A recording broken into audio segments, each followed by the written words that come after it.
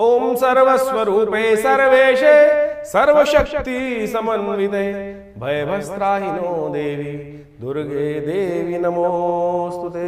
शरणागत दीनार्थ परित्राण परायणे सर्वशार्ति हरे देवी नारायणी नमोस्तुते। नमस्कार, स्वागत है आपका आचार्य वाणी में। मैं आचार्य डॉक्टर विक्रमादित्य आपके साथ हूं। और मिथुन राशि वालों के लिए मार्च के अंत में ग्रहों का योगायोग किस प्रकार का बनने वाला है। देखिए, सबसे बड़ा परिवर्तन मार्च के अंत में जो होने वाला है वो शनि महाराज का परिवर्तन है।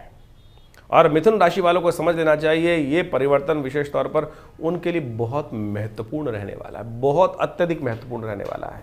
ये शनि का परिवर्तन इनके लिए नए अपॉर्चुनिटीज़ को लाता दिखाई देगा। ये विशेष तौर पर नए कारोबार के रास्ते खोलता दिखाई देगा, काम धंधे रोजगार के अंदर नए रास्ते खोलता दिखाई देगा। और साथ साथ आपकी मान प्रतिष्ठा पद, बहुत सारे लोग आपके मन में वहम डालने का प्रयास कर रहे होंगे कि ये जो शनि पदार्पण करने जा रहे हैं, बदलने जा रहे हैं, कहीं ना कहीं नुकसानदायक हो सकते हैं। बिल्कुल, कई मामलों में यदि आपकी जन्मपत्री में ग्रह योग अच्छा ना चल रहा हो, लेकिन गोचर के दृष्टिकोण से ये योग बिल्कुल आपके लिए महत्वपूर्ण हो सकता है। इसके लिए आपको खास तौर पर समझ लेना चाहिए कि ग्रहों को समझकर उसके अनुसार कार्य करने का प्रयास करना चाहिए।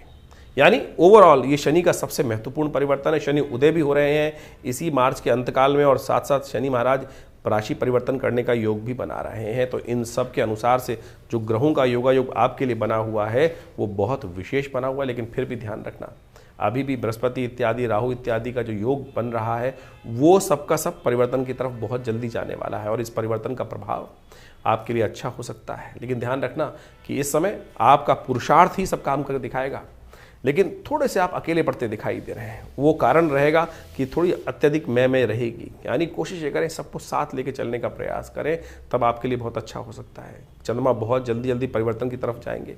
यदि आरंभ करें गजकेसरी योग तो पहले दिन बना हुआ है, 21 तारीख की यदि हम बात करें, शुक्रवार का अवसर, सप्तमी तिथि इस दिन विद्यमान है।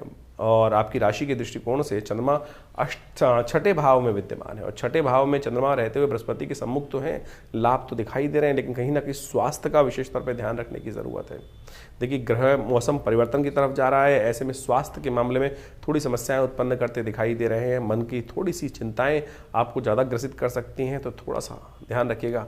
आपके ग्रह इस वक्त ऐसे हैं जो ज़बरदस्ती शत्रुओं को हवा देते दिखाई दे रहे हैं। शत्रु पक्ष थोड़ा हावी पड़ सकता है, उसके लिए खास तौर पर ध्यान रखने की ज़रूरत है स्वास्थ्य का। तो आपके लिए एक और बात ध्यान रखें कि आप इस समय विशेष तौर पे बसोड़ा, हमारे भारतीय संस्कृति में पूजा जाता है और इस दिन बसोड़े का सुंदर व्यवस्था तैयार की जाती है और अगले दिन शीतला माता की पूजा की जाती है।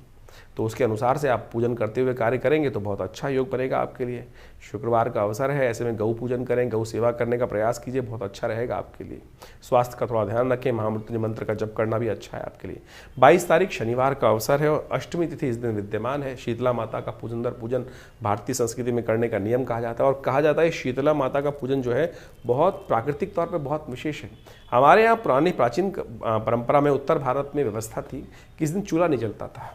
इस दिन बासा खाना, फर्मेंटेड भोजन है वही किया जाता था। कहा जाता है कि इस दिन फर्मेंटेड भोजन करने से जो बासा खाना, वैसे तो शास्त्र में निषेध है कि रात्रि का बचा हुआ खाना नहीं खाना चाहिए, लेकिन इस मौसम में बासा भोजन करने से क्या होता है कि आपको स्किन डिसीज इत्यादि वो सब नहीं होती हैं। बहुत सारी बीमारियों को आपकी इम्यूनिटी को स्ट्रांग करने के लिए बहुत अच्छा कार्य करता है ये सब चीज़ें।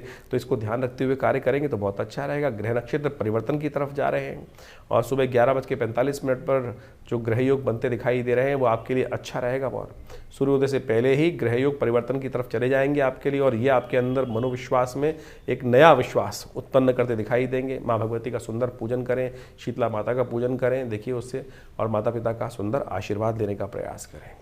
देखिए, एक बात और ध्यान रखिएगा, 21 और 22 तारीख को ज्येष्ठ और मूल नक्षत्र का योग है। और ये ज्येष्ठ और मूल नक्षत्र जो है दोनों के दोनों गणमूल के अंतर्गत ही आते हैं। ऐसे में कोई जातक यदि जन्म ले रहा हो तो अवश्य उनकी मूल शांति माता पिता को ध्यान रखनी चाहिए। अभी हमारे पास कुछ दिन पहले एक बहुत विशेष फ़ोन आया, ज़िंदगी में उन्होंने कराई नहीं मूल शांति, और जब हमने मूल शांति उनका पूजन कराया उस एज में आके 50-60 साल की उम्र में आके, तो उनके जीवन में जो बेकार के कुछ ना कुछ कष्ट कभी कभी होते रहते थे, अनचाहे कष्ट होते रहते थे, उससे उनको निजात मिलने के योग बने। तो आप समझे, ये जो पुरानी प्राचीन परंपराएं हैं बताई गई हैं अनुष्ठान के अनुसार से, देव मंत्र जप के अनुसार से, वो विशेष हैं, उनको कहीं ना कहीं करते रहना चाहिए। 23 तारीख की बात कर लेते हैं, रविवार का अवसर है और उस दिन नवमी तिथि विद्यमान है और उस दिन 23 तारीख शहीदी दिवस है। इस दिन भारत के लिए सबसे महत्वपूर्ण दिवस है। हमारी उस आज की जो आज़ादी है उसके लिए बहुत सारे दीवाने ऐसे थे जिन्होंने अपना सर कटा दिया, जो फांसी पर झूल गए। उनको कम से कम नमन करने का हमको अवश्य प्रयास करना चाहिए। ग्रहगण दृष्टिकोण से आपके लिए अच्छे योग दिखाई देते हैं, नया उत्साह आपके अंदर उदा होते दिखाई दे रहा है। बहुत सारी बातें मनोविचार में आती दिखाई देंगी और वो आगे जाके मूलभूत सत्य भी होती दिखाएंगी। इसलिए जो विचार मन में आ रहे हैं उन पर पूरी तरह से ध्यान देने का आपको प्रयास करना चाहिए। रविवार का अवसर है, भगवती का सुंदर पूजन करने का आश्रम में व्यवस्था रहेगी, यज्ञ रहेगा, तो आप भी उसमें सम्मिलित हो सकते हैं। नवग्रह शांति महायज्ञ इस बार रविवार को रखा गया है क्योंकि नववर्ष बहुत जल्दी नव संवत आरंभ हो रहा है और उसकी तैयारी करते हुए भगवान का सुंदर स्तवन भी रहेगा। शनि बदलने वाले हैं तो उससे पहले कोशिश ये करें इस यज्ञ में स्वयं भी भाग ले सकते हैं आप। ग्रह के दृष्टिकोण से जो उपाय बता रहे हैं उसका ध्यान रखें, अवश्य करें। इस वक्त सूर्य महाराज आपकी राशि के दृष्टिकोण से बहुत सारे ग्रहों को अस्त करने की स्थिति में फंसा रखें, तो अच्छा है। तो उसको ठीक करने के लिए सूर्य को थोड़ी सूर्य की प्रार्थना करें। ओम गणेश सूर्य आदित्याय नमः इस मंत्र का जप करें, या हो सके तो भगवान सूर्य को जल दें, हो सके तो विशेष तौर पर नमक का दान करें। तो ये सारे उपाय आप करेंगे तो अच्छा रहेगा, कहीं ना कहीं कष्ट दूर होने के योग बनेंगे। 24 तारीख सोमवार का अवसर, दशमी तिथि विद्यमान है, ग्रह नक्षत्रों का योग परिवर्तन की तरफ जा रहा है। सुबह अच्छी दिखाई देती है लेकिन धीरे धीरे आगे बढ़ते हुए जो सूर्य कहीं ना कहीं मनोमस्तिष्क में थोड़ा सा बंधन, प्रसन्नता का अभाव रहता दिखाई दे रहा है। मन कहीं ना कहीं बेकार की शंकाओं में ग्रसित होता दिखाई दे रहा है। थोड़ा ध्यान रखें मन का और थोड़ा सा अपने मन को काम की तरफ ज़्यादा लगाने का प्रयास करें। मन यदि भटकेगा, मन देखकर बेकार के कामों में कहीं ना कहीं फंसा रहेगा तो जो लक्ष्य प्राप्ति के लिए आगे बढ़ना चाहते हैं वो नहीं कर पाएंगे। इसका थोड़ा ध्यान रखते हुए कार्य करने की ज़रूरत है। सोमवार का अवसर है, कोशिश ये करें शिव का ध्यान करें, शिव का अभिषेक करें, दूध का दान करें, खीर का भोग लगाएं। इन सब में से जो भी प्रयोग आपके लिए अच्छा हो, सामर्थ्य में हो, उसको अवश्य करने का प्रयास करें। 25 तारीख का अवसर मंगलवार का दिन है, एकादशी तिथि है और एकादशी तिथि है पाप मोचनी एकादशी, समस्त पापों को क्षय करने की एकादशी।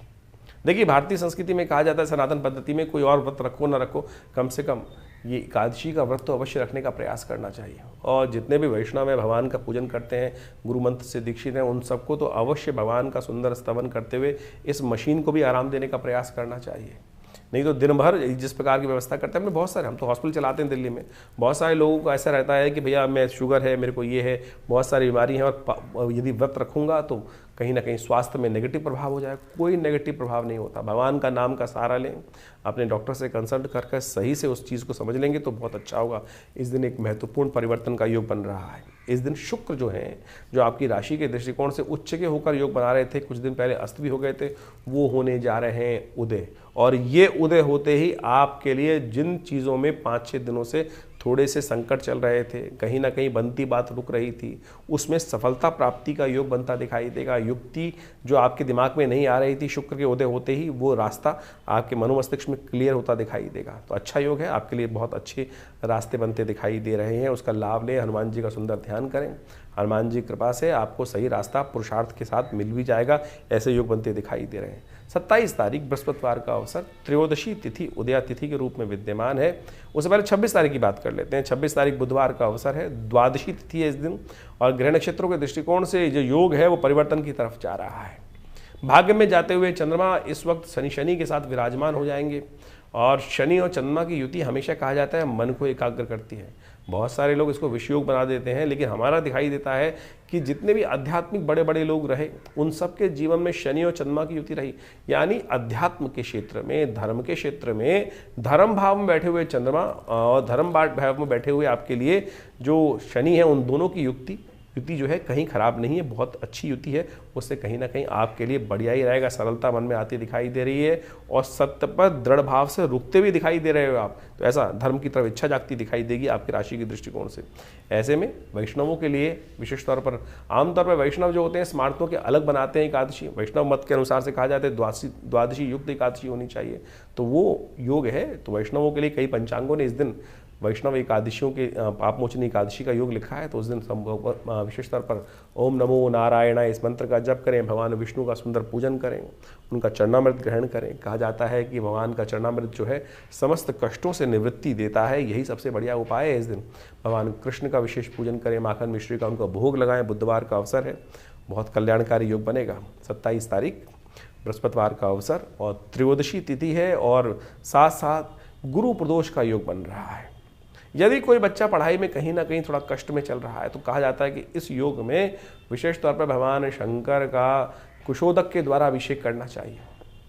उससे कहीं ना कहीं पढ़ाई में जो समस्याएं आने के योग बनते हैं उससे निवृत्ति हो जाती है। कहीं ना कहीं जो ग्रह भारी होते हैं वो ग्रह कटकर आपके जो शुभ योग हैं वो उदय हो जाते हैं और मन की प्रवृत्ति पॉजिटिव हो जाती है। सारा खेल मन का है, तो कुछ नहीं, सही मार्ग पकड़ने का प्रयास करें। ग्रह नक्षत्रों के दृष्टिकोण से समय आपका अनुकूल दिखाई देता है, लेकिन ध्यान रखना थोड़े बदमाश लोग ज़्यादा तैयार खड़े हैं, वो कहीं ना कहीं नुकसान देने के योग बना सकते हैं, क्योंकि आप सरलता से सामने देखते देखते भी थोड़े शांत होते दिखाई दे रहे हैं।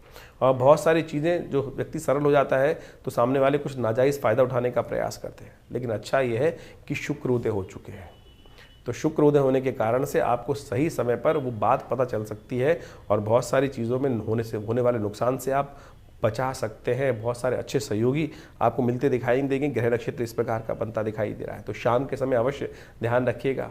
गुरु प्रदोष का जो योग है उसका लाभ लेने के लिए कुशोदक के द्वारा भगवान शंकर का मंदिर में जाकर नर्मदेश्वर भगवान शंकर के शिवलिंग का पूजन कर लीजिए, कल्याण। तो इस प्रकार से आपने ग्रहों का योगा योग समझा कि आपकी राशि के दृष्टिकोण से योगा योग किस प्रकार का बन रहा है। और देखिए, अभी चैत्र का महीना आरंभ हो गया है, नव संवत इस आरंभ हुआ चाहता है और इसी दौरान में नव संवत भी आरंभ हो जाएगा। और इस बार संवत जो है बहुत ही महत्वपूर्ण है।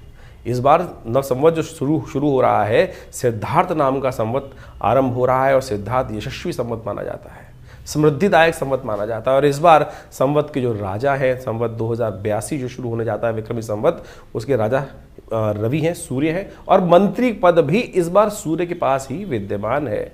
इस बार ग्रहों का नक्षत्रों का योगा योग जिस प्रकार से नववर्ष के आरंभ में बन रहा है, ग्रहों की पंचायत पूरी लग गई है और आपकी राशि के अनुसार से उसका प्रभाव विशेष तौर पर देखने को मिल सकता है। विश्व एक अशांति के मुखार पर आकर बैठा हुआ है और ऐसे में आप समझें, जो नववर्ष आरंभ हुआ उस समय पंच ग्रहों की युति एक स्पेसिफिक भाव में बनकर जो बन रही है, वो राज्य विश्व में कहीं ना कहीं प्राकृतिक आपदाओं का योग बना सकती है। साथ साथ कहीं ना कहीं विस्फोटक योग बनता दिखाई दे रहा है। युद्ध जो है आप समझें किस प्रकार से बहुत सारे विश्व के देशों में आपस में सामंजस्य स्थापित है नहीं और वो कहीं ना कहीं भयावह स्थिति ये बनने के कगार दिखाई देती है। और शनि महाराज का पदार्पण जैसे ही मीन राशि में इस नव संवत्स की पूर्व संध्या पर हुआ है, वो दिखाता है कि कहीं ना कहीं ये विश्व जो है वो कहीं ना कहीं, जब भी आप देखें पिछले करीब 3 बार के पिछले 90 सालों के अंदर हमने एनालाइज करने का प्रयास किया, शनि जब भी मीन राशि में आते हैं और वो कहीं ना कहीं अशांति का वातावरण बनाते हैं और उसके बाद आगे जाके स्थितियां और खराब ही होती हैं। जैसे प्रथम विश्व युद्ध के दौरान पे देखें, जब मीन पर आए उसके बाद जैसे ही आगे बढ़े और उसके बाद भयावह स्थिति विश्व में अशांति की तरफ चलती चली गई। द्वितीय विश्व युद्ध के समय भी इसी प्रकार का वातावरण बना हुआ था। उसके बाद 1960 के दशक में भी इसी के 64 के आसपास का भी यही वातावरण रहा है। तो ऐसे में ध्यान रखते हुए कार्य करने की ज़रूरत है। विश्व के परिणामों को बहुत सोच समझ कर कार्य करने की ज़रूरत है।